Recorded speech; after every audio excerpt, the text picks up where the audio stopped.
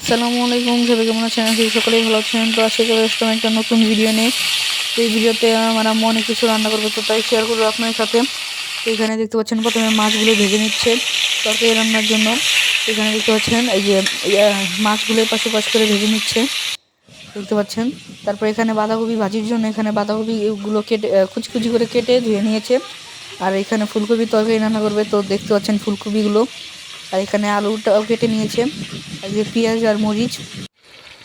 আর এদিকে দেখতে পাচ্ছেন এই হলুদ মরিচ মানে যা যা মশলা তরকারি দিয়ে আলু দিয়ে তারপরে যে ফুলকপি দিয়ে এই পাশ ওপাশ করে নাড়া দিচ্ছে, দেখতে পাচ্ছেন। আর এই দেখেন লাস্টে ফুলকপির কালারটা কত বেশি সুন্দর আসছে, দেখতে পাচ্ছেন। একবার লাইট লাইট কালার দিচ্ছে। আর এদিকে এই যে পেঁয়াজ আর মরিচ দিয়ে দিয়েছে, দেখতে পাচ্ছেন, আরেকটা তরকারি রান্নার জন্য।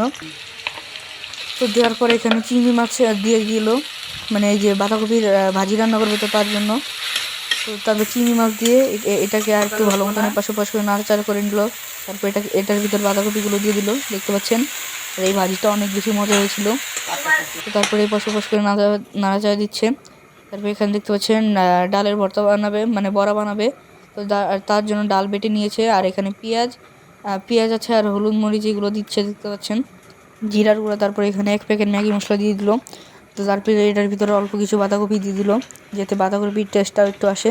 তো তারপরে এইগুলোকে ভালো মতন এপাশ ওপাশ করে মাখিয়ে নিচ্ছে, দেখতে পাচ্ছেন, ভালো মতন হাত দিয়ে, দেখতে পাচ্ছেন। আর এই বড়াটা খেলতে অনেক বেশি মজা হয়েছিল। তো এপাশ ওপাশ করে দেখতে পাচ্ছেন অনেক সুন্দর করে মাখিয়ে নিল আমার আম্মু, দেখতে পাচ্ছেন। কালারটা কিন্তু অনেক বেশি সুন্দর আসছে। তো তারপরে এক এক করে বড়াগুলো ভেজে নেবে গরম তেলে, দেখতে পাচ্ছেন। দেওয়ার সাথে সাথে ভাজা ভাজা হয়ে আসছে, অনেক গরম ছিল তেলটা। তো তারপরে এক এক করে বড়াগুলো দিয়ে দিচ্ছে, দেখতে পাচ্ছেন, অনেকগুলো বড়া দিয়ে দিল একসাথে। তারপরে এগুলোকে একটু ভালো মতন এপাশ ওপাশ করে এই যে উল্টে দেবে, দেখতে পাচ্ছেন। আর বড়ার কালারটা কিন্তু অনেক বেশি সুন্দর আসছে। আর এদিকে আমার আব্বু বড়া খেয়ে টেস্ট করছিল, দেখতে পাচ্ছেন। এই যে একটা বড়া নিয়ে নিল এখান থেকে, দেখতে পাচ্ছেন। তারপর টেস্ট করে দেখলো, বললো কি লবণ একটু কম আছে। আর আর সত্যি কথা বললে এই বড়াটা খেতে অনেক বেশি মজা হয়েছিল। আর আমার আম্মু এই বড়াগুলো অনেক মজা মজা করে বানায়। আমার আব্বু এদিকে খাচ্ছিল। আর এদিকে চিংড়ি ভর্তার জন্য, মানে চিংড়ি মাছের বড়ার জন্য এখানে চিংড়ি ভাজছিল।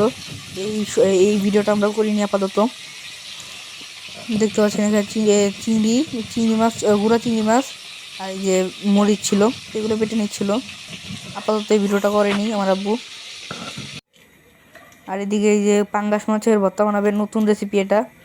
কালকে হয়তো আমার আব্বুর ভিডিওতে দেখছেন, দেখতে পাচ্ছেন। পাঙ্গাস মাছ 3-4 পিস নিয়ে পেঁয়াজ মরিচ ভেজে নিয়ে তারপর এখানে মাখাচ্ছে।